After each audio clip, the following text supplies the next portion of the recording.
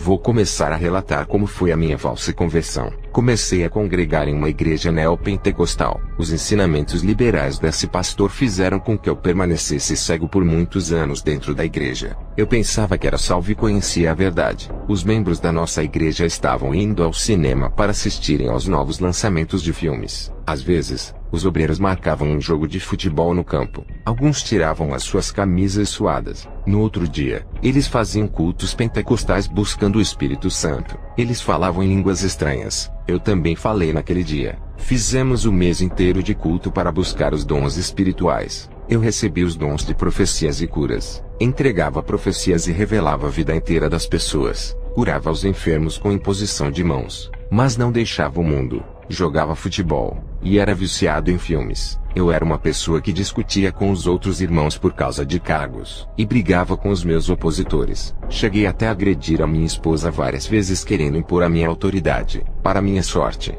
a minha esposa nunca se divorciou de mim por me amar. Ela não era evangélica, mas sabia dar melhor testemunho de vida do que eu. Eu não era convertido por não conhecer a verdade que liberta. Até que Deus pesou seu dedo na minha vida. Perdi o meu emprego. E fiquei enfermo. Eu pregava que os cristãos que vivem desempregados não tinham Deus, por viverem uma vida miserável. E os cristãos enfermos eu dizia que foram amaldiçoados. Zombava deles dizendo que o diabo se apossou de suas vidas. Eu tinha um emprego que ganhava muito bem, e uma ótima saúde. Eu dizia que Deus estava na minha vida por receber essas bênçãos. Até que fui abatido e humilhado por Deus pela minha exaltação. Fiquei cheio de enfermidades e sem capacidade de trabalhar, e fui demitido da empresa. Orei a Deus dizendo: eu sou o seu servo. Não aceito essas maldições do diabo. Deus não me ouvia. Estava desfalecendo e a minha esposa cuidava de mim. Estava fraco e de cama, sem forças para me levantar. Só conseguia andar com a ajuda da minha esposa. Ela me levou ao hospital, mas a minha enfermidade se ocultava dentro do meu corpo. E os médicos não descobriam. Fiquei assustado por saber que a enfermidade era algo sobrenatural. Pelo fato dos médicos não descobrirem, orei a Deus me humilhando em sua presença pela primeira vez. Eu disse: Senhor, se eu pequei, me perdoa. Levanta-me dessa cama. Lembra dos dons que me presenteou para fazer a sua obra. Então o Senhor Jesus, com suas vestes alvas como a neve que reluzia uma cor branca, apareceu para mim e se aproximou da minha cama. Ele diminuiu a claridade da sua luz, para que eu pudesse enxergá-lo. O seu rosto sério não estava aprovando a minha atitude. Ele disse: eu nunca te dei dons, nunca fui o meu servo, nunca fez a minha vontade. Eu disse: Senhor, não lembra que orei ao Senhor e recebi o dom de línguas, depois os de profecias e curas? Jesus respondeu: não fui eu. Um espírito enganador possuiu a sua boca para falar em línguas e te usou para entregar profecias. As curas que tu fazias provinham dos demônios, e as suas revelações que recebias de cada vida são adivinhações. Os demônios conhecem a vida de cada pessoa, e usaram a sua boca para adivinhar. Eu nunca estive contigo. A minha verdade não estava em sua vida.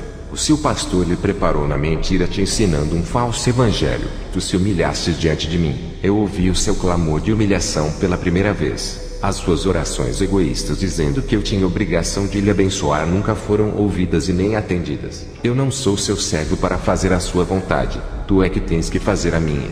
Quando eu ouvi essa repreensão, o meu espírito em questão de segundos já estava ao lado de Jesus. Ele disse: irei te mostrar em visão a igreja que vai operar grandes sinais na tribulação.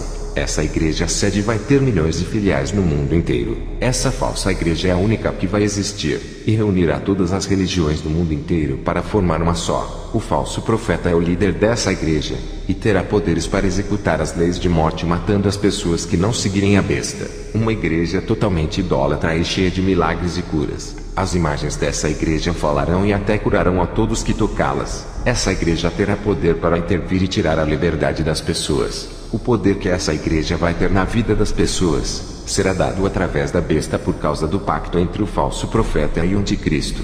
Duas coisas que irão comandar o mundo na grande tribulação: a religião comandada pelo falso profeta, que é a besta que subiu da terra, e a política comandada pelo anticristo, que é a besta que subiu do mar. Na visão que eu vi o espírito da besta que subia das profundezas da terra, do mais profundo abismo infernal, e o outro espírito subia das profundezas do mar, também do abismo.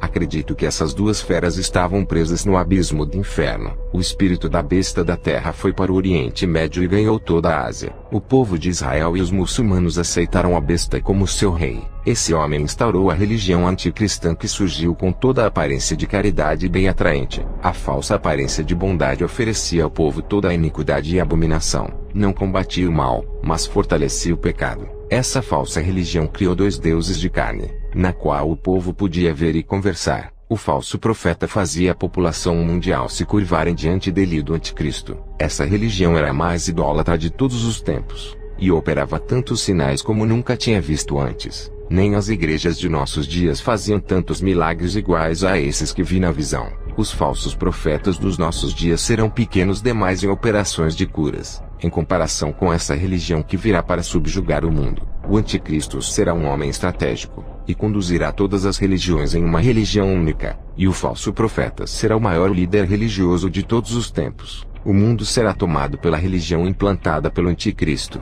e as pessoas serão marcadas com o seu sinal. Essa marca fará com que muitos sejam propriedades da besta, e milhões e milhares de demônios foram soltos para trabalharem na igreja do falso profeta. Eu fiquei muito assustado ao ver vários cultos de sombras negras invadindo a terra. Todas as pessoas que frequentavam suas igrejas e não eram fiéis a Deus, as suas congregações continuaram alerta com o mesmo nome da denominação fundada pelo seu pastor. Mas na tribulação, quem estava sendo cultuado no templo era a besta. A sua estátua estava dentro de todas as igrejas da terra que antes da tribulação eram lugares de adoração a Deus. Todo o povo cristão que tinham negado a Jesus, estavam dentro dos templos sendo submissos à maior autoridade da terra, o falso profeta. A imoralidade havia alcançado um alto nível que tudo ficou normal. As vidas espirituais das pessoas foram envenenadas pelo sistema religioso da besta. As pessoas estavam mortas espiritualmente através do ensinamento, adoração e a idolatria dos dogmas da besta. O Espírito Santo já não operava na vida das pessoas por causa da podridão do pecado. A submissão do povo ao ensinamento anticristão fez o Espírito Santo se apartar deles. O Espírito Santo estava com aqueles que tinham o selo e permaneceram escondidos dos perseguidores. A falsa igreja causou morte espiritual de quase toda a população mundial.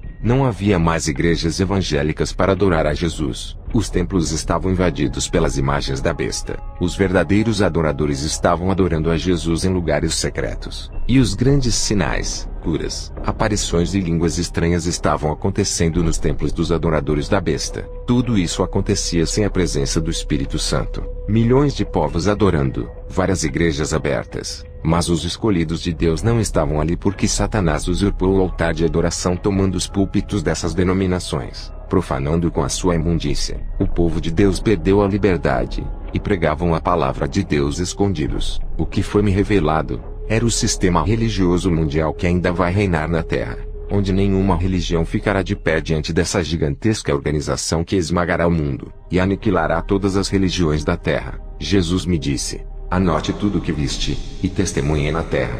Ao ver essa visão, o meu espírito desceu ao inferno. Cheguei a um lugar onde havia muitas crianças. Contemplei uma criança sendo chicoteada no inferno. O demônio, quando me viu, me mostrou a vida daquela criança. Ela gritava com os pais quando era repreendida. Essa criança tinha um ataque de fúria, e batia sua cabeça na parede chutando e socando seus pais. Um espírito maligno possuía aquela criança de 7 anos. Permanecendo dentro dela até a sua morte. Observei o quanto ela sofria e apanhava dos demônios iguais aos adultos. Ali haviam crianças de 5 a 11 anos de idade que estavam sendo atormentadas. Elas gritavam os nomes de seus pais para as tirarem daquele lugar. O demônio que chicoteava aquelas crianças disse: elas eram inocentes até que a televisão e os games roubaram as suas inocências. Eu fiz elas se corromperem deixando as suas mentes maliciosas. E algumas delas praticaram atos sexuais precoces. Muitas pessoas me questionaram dizendo que Jesus pegou uma criança e falou que o reino do céu pertencia a elas, e que para entrar teria que ser igual a elas.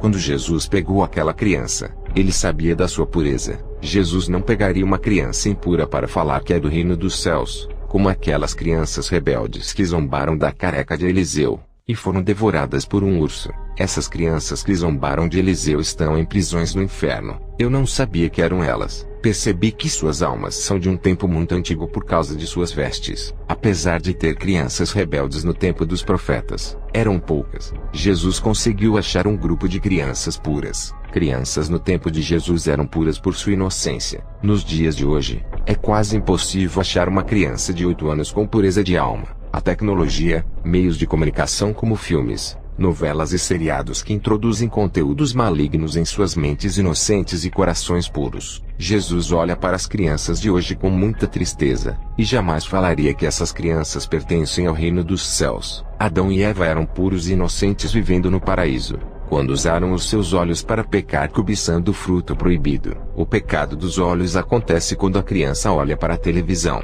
Essa criança começará a cobiçar o que os atores e as atrizes fazem. Adão e Eva cobiçaram e pecaram. O seu destino foi a expulsão do paraíso. Quando medito nessa palavra, e percebo que toda criança, embora nasça com a raiz do pecado que está morta dentro de si, dessas crianças são o reino dos céus. Quando começam a assistir televisão, toda a sua inocência é perdida igual a de Adão e Eva. A raiz do pecado que está dentro de si começa a se despertar por causa dessas coisas. Ela perde o direito da salvação igual a Adão e Eva que perderam o direito de viverem no paraíso por terem perdido a inocência. Adão e Eva ficaram tão imorais, que se esconderam da presença de Deus. Eles ficaram encomendados com a sua nudez. Foi o que aconteceu com aquelas crianças que vi no inferno. Elas amavam ver a nudez eletrônica, ficando maliciosas iguais a Adão e Eva. O diabo sempre desejou corromper as almas infantis. Quanto mais cedo fizer isso, maior será o número de crianças indo para o inferno. Nos tempos antigos, era difícil uma criança ir para o inferno.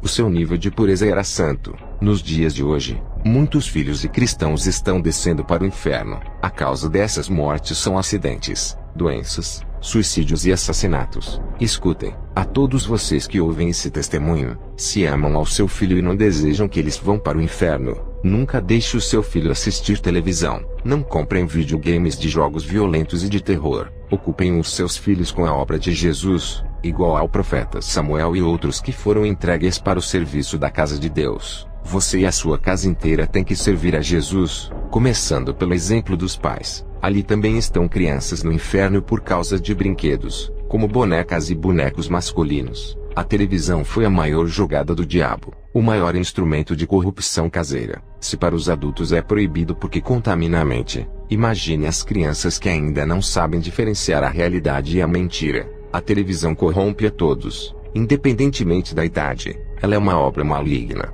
As crianças que estão no inferno que presenciei, idolatravam seus brinquedos, e morreram indo para aquele lugar. Em 1 Coríntios 6:10, fala que os idólatras não herdarão o reino de Deus, independente da sua idade. O demônio que atormentava as crianças disse: Os brinquedos são como uma estátua de um santo de gesso, barro e madeira. Nós estamos escondidos atrás de todos os tipos de imagens. Os brinquedos também são imagens infantis. A televisão também tem imagens dos atores e atrizes que são idolatrados através de suas imagens que são expostas na mídia.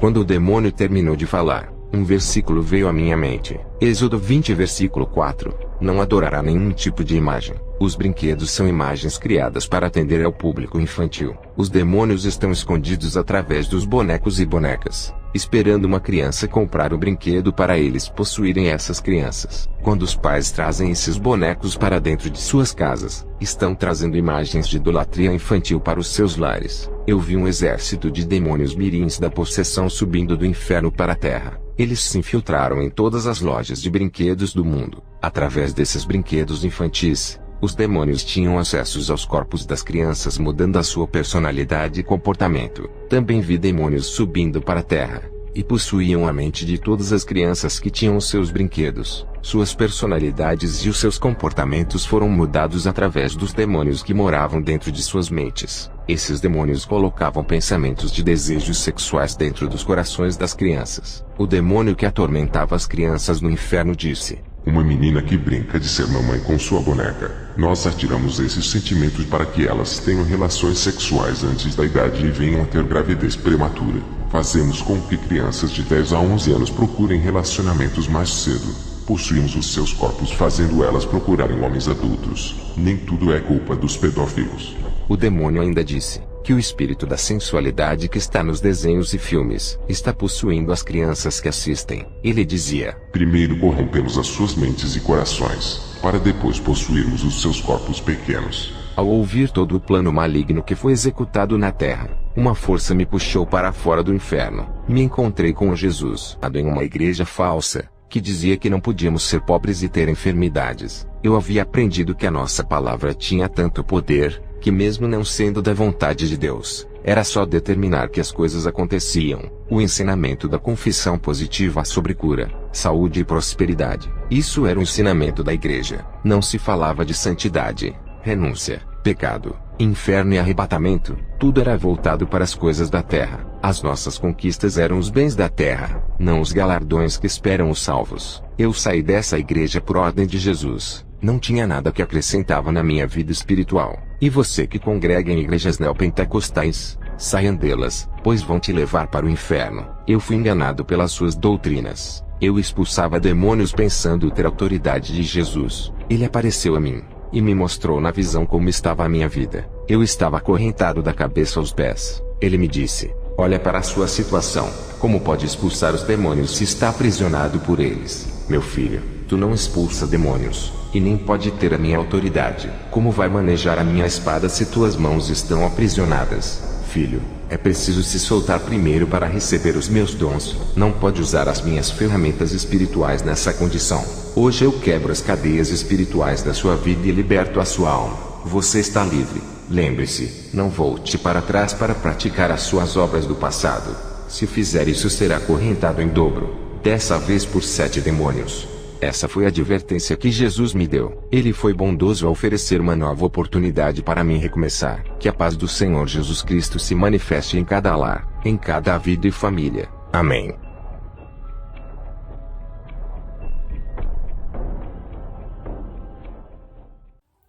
A paz do Senhor Jesus, paz do Senhor, pastor Edivaldo e família. Passando aqui para agradecer. Graças a Deus e a ajuda de vocês aí, eu consegui pagar o talão de água e energia que estava atrasada, que dava mais de 397 e umas quebradinhas, né? E graças a Deus o Senhor usou esse ministério de vocês para nos ajudar. O pastor enviou uma quantia no meu Pix e interessante que Deus usou o irmão, porque a gente vai se mudar amanhã para outra casa. E aí a gente tava aqui, eu tava ali orando, perguntando ao Senhor: meu Deus, amanhã é o último dia de nós aqui e vai ficar essas contas e a gente não tem de onde tirar para pagar essas contas. Mas eu entrego em tuas mãos, né? Eu apresentei nas mãos do Senhor. Eu disse: Senhor, tá aqui o talão, os talões em tuas mãos.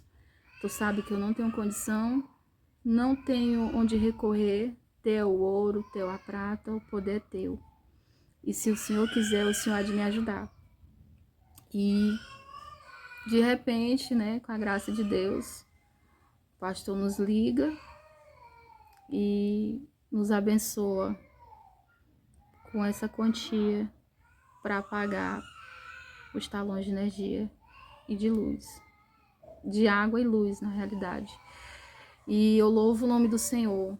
Louvo o nome dele, mais uma vez o nome dele é glorificado, porque nos mostra que, além do Senhor ouvir as nossas orações, ele não nos desampara, né? E eu acredito que o Senhor é com o pastor Edivaldo, com a sua esposa, com o ministério, e creio que Deus vai abençoar mais e mais, porque além do irmão ser abençoado por Deus, ele abençoa outras pessoas, né? A gente mora aqui no Piauí, né? Bem distante dele, e o Senhor usou ele lá para nos abençoar. Eu louvo a Deus pela vida do pastor, louvo a Deus pela vida de todos que colaboram, que não só com ajuda, mas também oração, né, por nossas vidas, e continue orando por nós, porque nós somos carentes também de oração.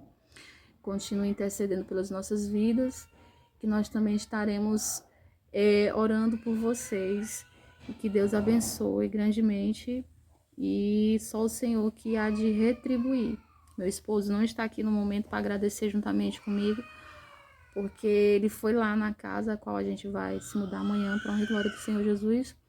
Ele foi lá terminar de colocar lá as encanação da fossa, não entendo muito bem, ele foi lá. E uma paz do Senhor Jesus, que Deus abençoe.